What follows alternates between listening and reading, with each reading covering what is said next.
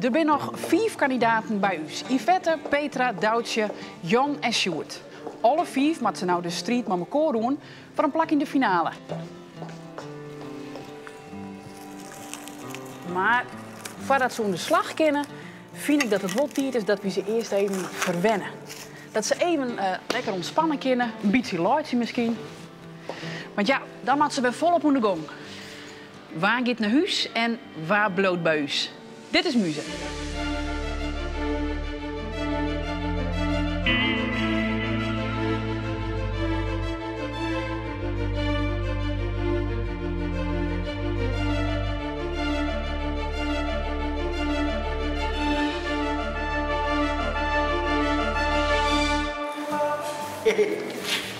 Goeie.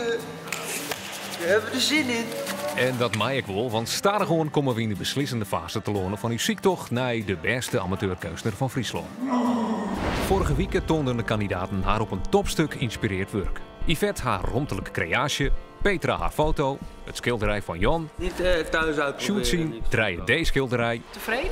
Doutje haar foto, Ronnie zijn schilderij en Jos zijn schilderij, dat gaat over het verlies van zijn vriend. Als moeder aarde de zon langzaam naar de horizon trekt, is er geen weg meer terug. En Jos, jij bent niet door. En Doutje, jij bent wel door.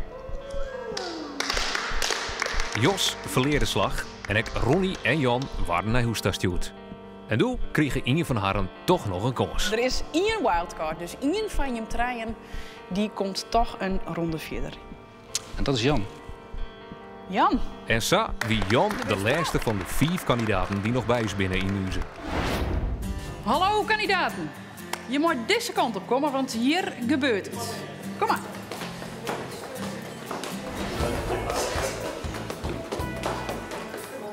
Nou, hoe is het? Goed? Ja? Ja, best. Kom, je moet lekker zitten gaan. We hebben wat hapjes en wat drankjes. Wij dachten, maar mag je me even verwennen. Dus, je vindt het leuk om uit te doen nog? Ja, zeker. Ja, spannend, leuk. Heel. Oké. Het wordt steeds leuker. Het wordt steeds leuker. Ja. Je bent zelfs ook heel benijd naar de opdracht. Ja. Wat zouden ze nou weer bedacht hebben?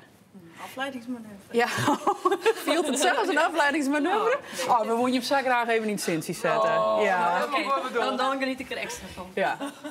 Ik zal de opdracht nog net verklappen. Ik kan al wel zeggen het iets te krijgen maar jezelf en de vrouw om je heen. Als er nou een vorm van kunst is die er volop mee aan de gong is, die je een spiegel voor had, die je nooit denkt door jezelf, dan is dat cabaret. Gisteren je hoeven net cabaret te maken. We hebben wel van Jim en daarom heb ik een hapje en een drankje een speciaal optreden. Alleen nog van Jim. Van een cabaretduo wat bekend is van de satirische quiz van Paul de Leeuw. Van het televisieprogramma Rambam. Van Verskate oud-conferences. En vooral van haarzelfs. Ze ben je van Jim. Dus maak een applaus voor Van der Laan en Woe.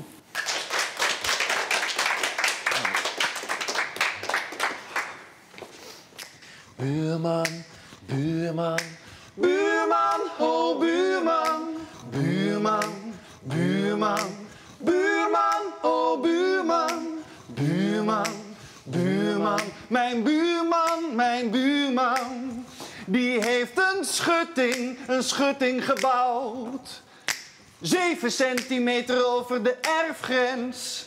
Buurman, oh buurman. Ik heb een vergunning, dus wat doe ik fout? Het is maar 2 centimeter, dus stel je niet aan, mens. Buurman, buurman, oh buurman. Het is 7 centimeter over de erfgrens. 2 centimeter, wie weet het nou beter? Buurman, als hij hem niet weghaalt, dan sloop ik hem zelf. Buurman, oh buurman. Ik haal hem niet weg, hij haalt hem niet weg. Nee, ik haal hem niet weg, ik haal hem pas weg als zij die boom, die lelijke takkenboom, om zouden hakken.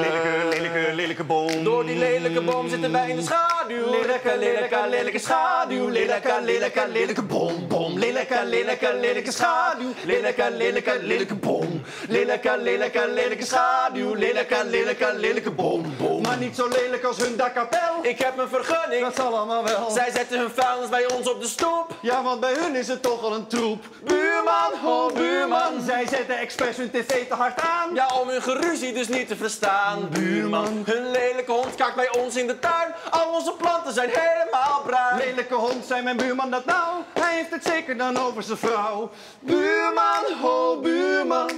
Buurman, buurman. Buurman, oh buurman. Buurman, buurman. Vroeger, oh vroeger.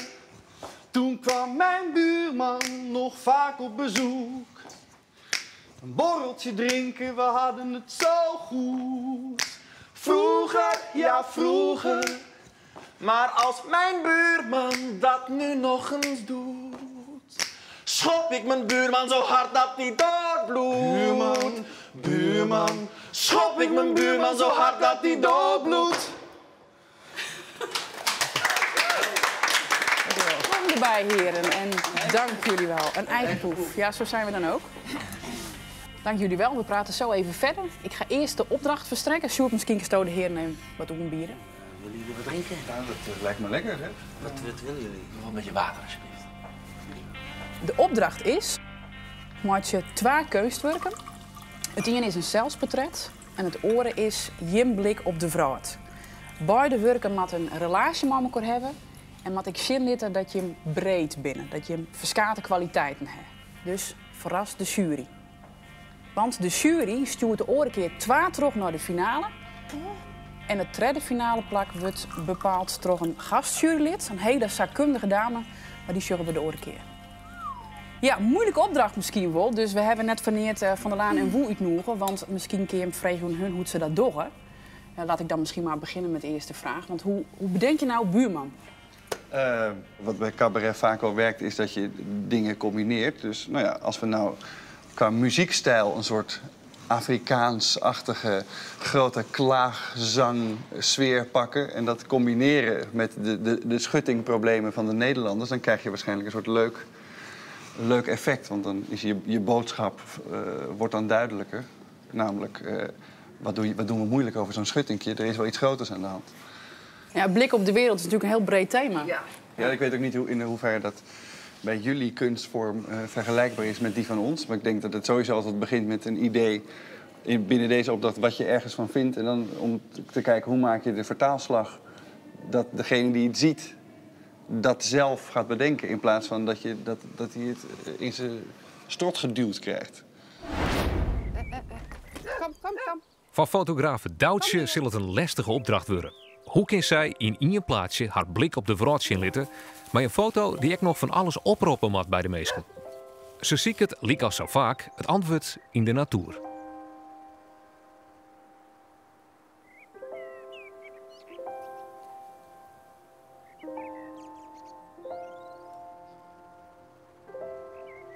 Maar ze vindt net het gevoel dat ze ziek het.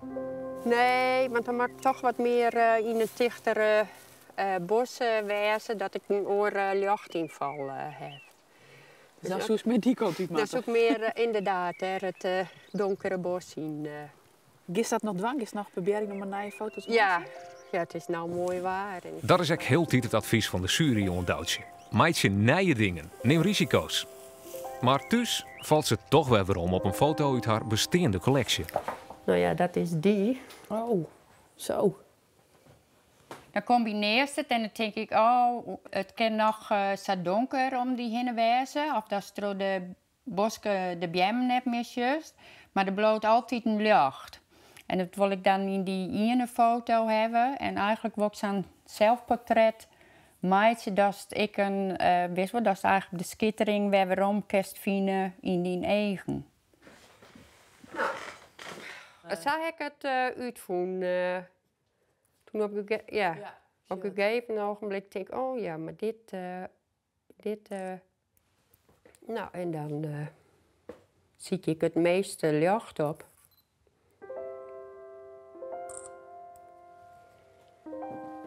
En dan ga ik zien hoe dat wordt. Het licht in die eigen zei het altijd een heel soort oer wie het best. Ja. Of daar zie ik altijd naar bij oren. Of de eigen zei een heel soort. Ja.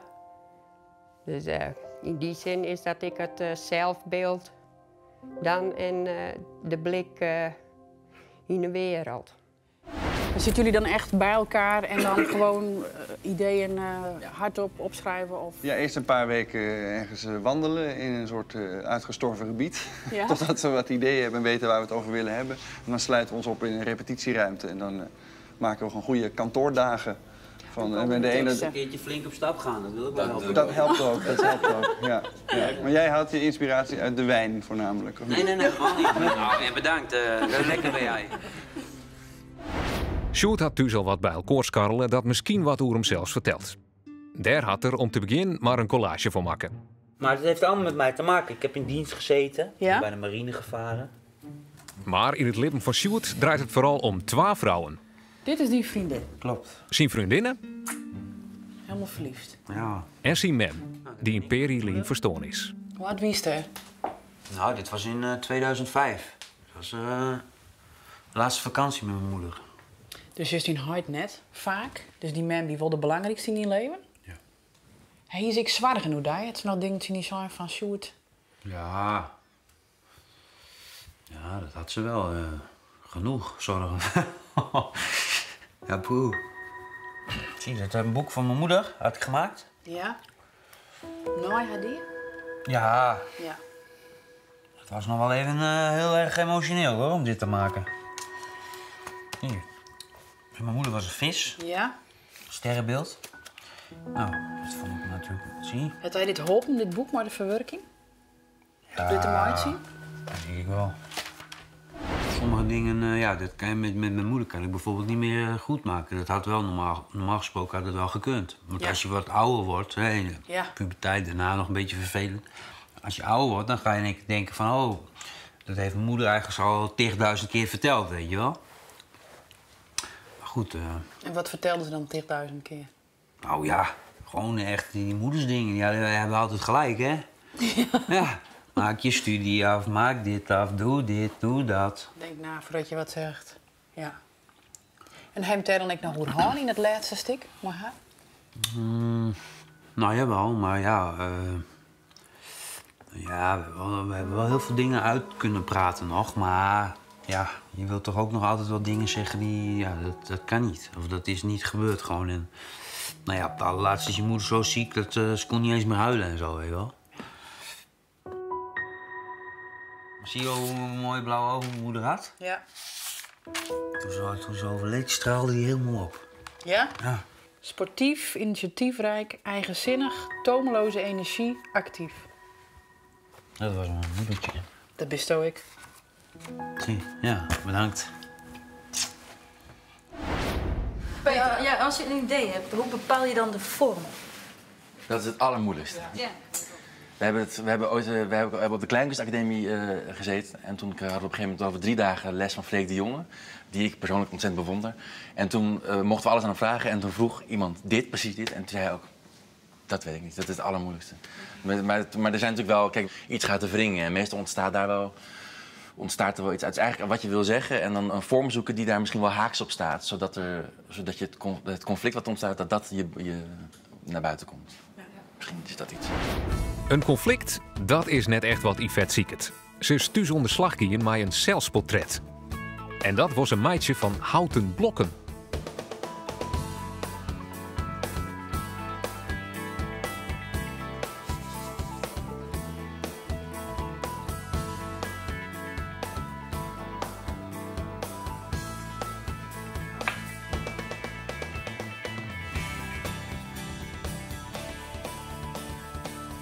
Ik kwam er eigenlijk al heel snel uit dat het thema van mij eigenlijk wel Boatersgod is. Omdat ik dan nog wel vaak ontbadje ben en ik wel een beetje soms wat kinderlijk. Wij zijn wel echt een hele familie die altijd enorm vol met speeltjes die en zingen, jongen en eigenlijk altijd daarmee aan de gang. Creatieve dingen maken, maar ik heel prutte badje. Eigenlijk altijd badje.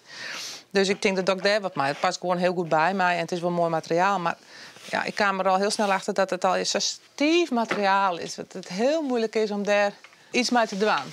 Toen kwam ik op blokken uit, bennenblokken. Dit is wel wat je dan vertellen was hoe die zelf. Dat is behartelijk best. Ja, en dat mijn karakter wel wat, soms wel wat chaotisch is. En dat makkelijk op uitkwam. En ja, dat ben gewoon verschillende karaktereigenschappen.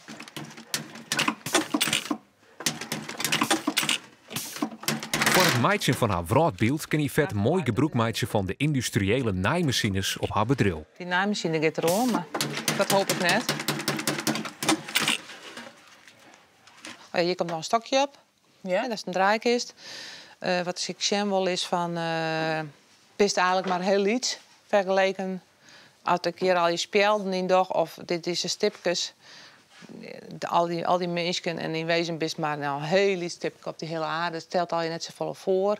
Het leven is een speeltje. Daar ben ik altijd wel van. Nou ja, het stelt eigenlijk maar net zoveel voor. Je kan al je wel druk maken, maar ik bedoel, niet eens naar het boetelon en zus het al je weer oors. En ach, het is al je maar zo betrekkelijk. Ja. Schön, dat binnen dan eigenlijk in wezen, maar ik weet niet dat dat druk wordt, ja. Ik vind het zelf wel leuk, een beetje. Dit is natuurlijk al je boadje, hè. Nou, en dan kom je hier al je. Dit ben dan in wezen de mensen in de wereld. En dan ben ik zelf ergens hier, een heel iets speldenknopje. Maar dat is echt wel een mooi gegeven. Ik viel me toch altijd heel vaak een mier op deze planeet, wist je toch? Daar komt het een beetje bij. Jan is druk als de mieren, dus in zijn werkhok.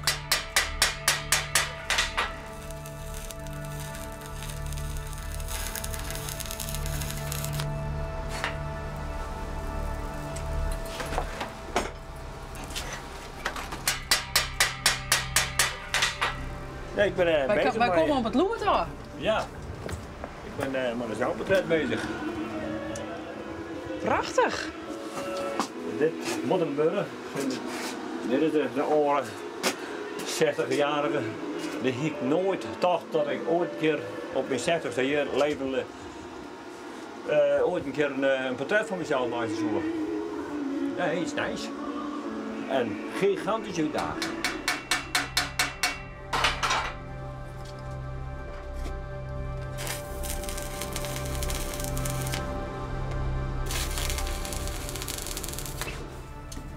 Nou ja, dan is het ongeveer zo'n centimeter, ja, pupil op pupil. Jan pakt zijn werk serieus op. Hij had zijn hele holle opmeten met alle verhoudings en afstanden. Een mal, een voorbeeld, is er net. Want zijn eigen gezicht, dat hij er nog nooit jetter maken. Is het nou bij kinderen wel aardig te komen en die noos, ja, hij is wat dikker dan normaal. Maar ja, ik heb het met een verhoor, dus gewoon, het is 1 op 1. En dat is het dan. En probeer ik dat benaderen. Zo, als het klaar is, kan je een stukje bijhalen, maar ik probeer je de structuur erom te krijgen, boetseren met de last hangt.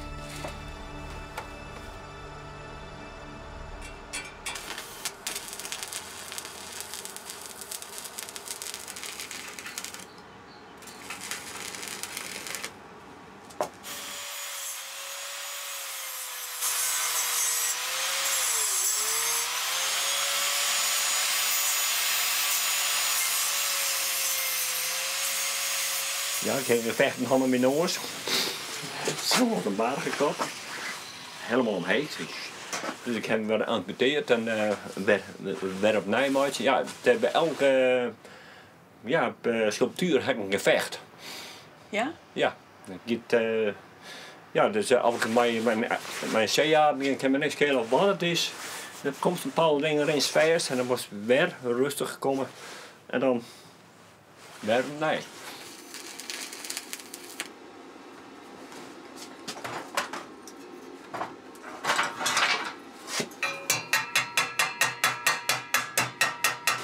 Ik film me soms gek als een sherrickorgel. Op dit moment filmt me als een sherrickorgel. Andere is iets geworden en dan beheersen. En zo weet want er moet niks fout. Dit is eenmalig, dit is unica.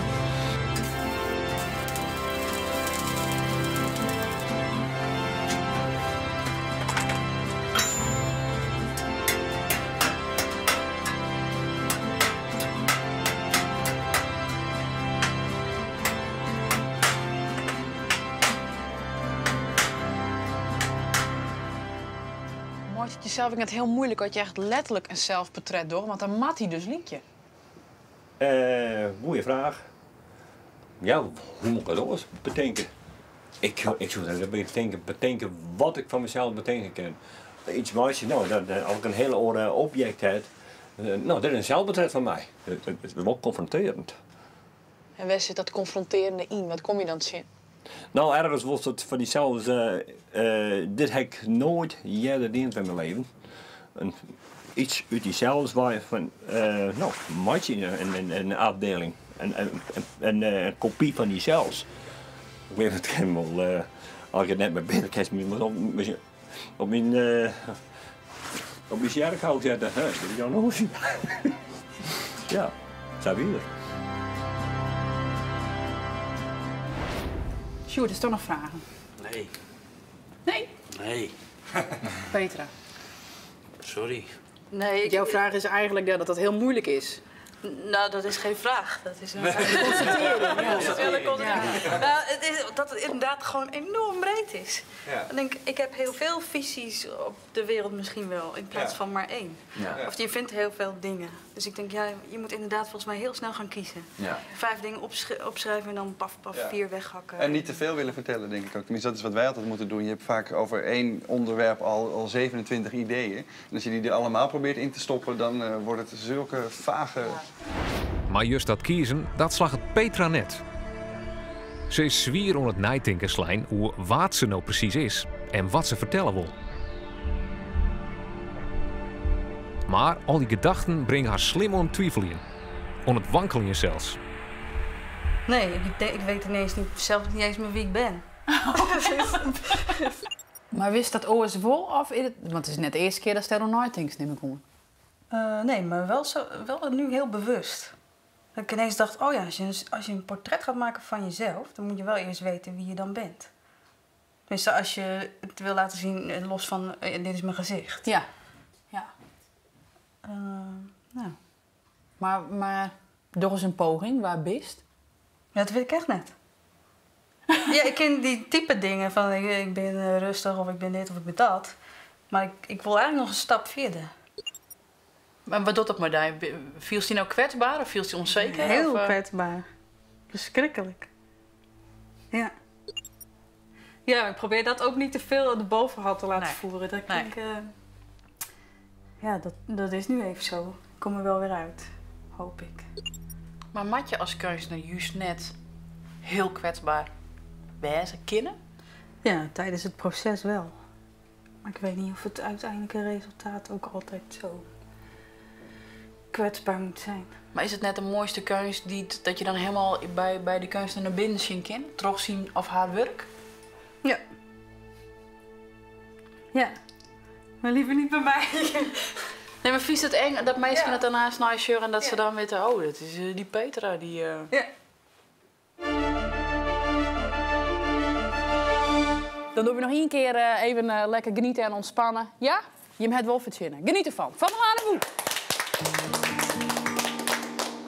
Zaten net aan tafel toen de bel ging op een dag.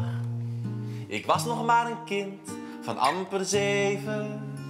Voor de deur daar stond een dame met een jochie op haar arm, dat mij zo graag een handje wilde geven. Dat jochie, dat was ik, wij waren nieuw daar in de straat. Ik zat me hele dagen te vervelen. Tot moeder zei, we gaan eens kijken aan de overkant, of dat jongetje misschien met je wil spelen. Vanaf die mooie dag zijn wij een onafscheidelijk paar. De allerbeste vrienden van elkaar. Samen lekker knikkeren, samen naar het strand. Stiekem samen fikkie stoken van een oude krant. Samen ons verkleden, ik ridder, ik als spook. Als ik over de sloot sprong, moest ik natuurlijk ook er van de heuvel naar beneden sleeën. Maar altijd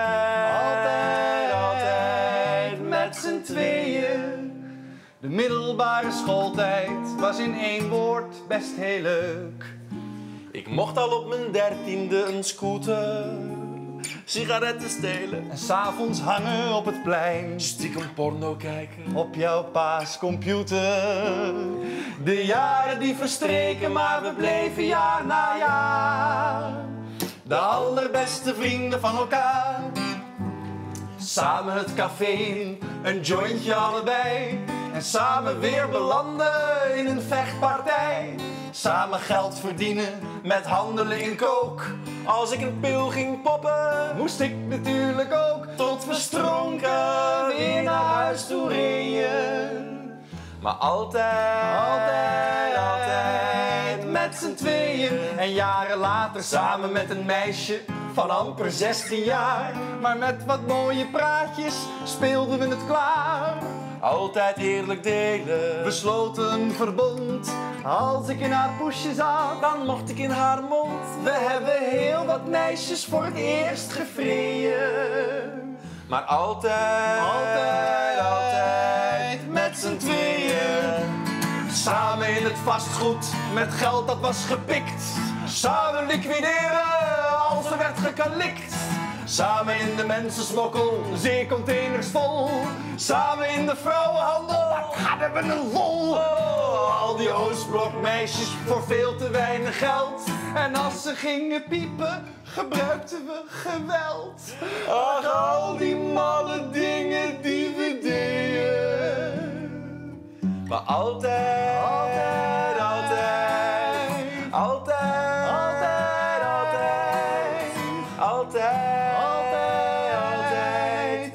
met z'n tweeën. Over het weekend wordt het spannend, want dan weten we waar te teruggaan naar de finale.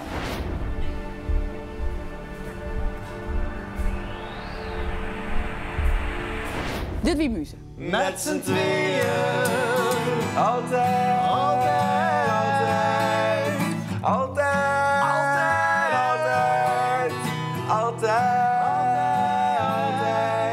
Met z'n tweeën.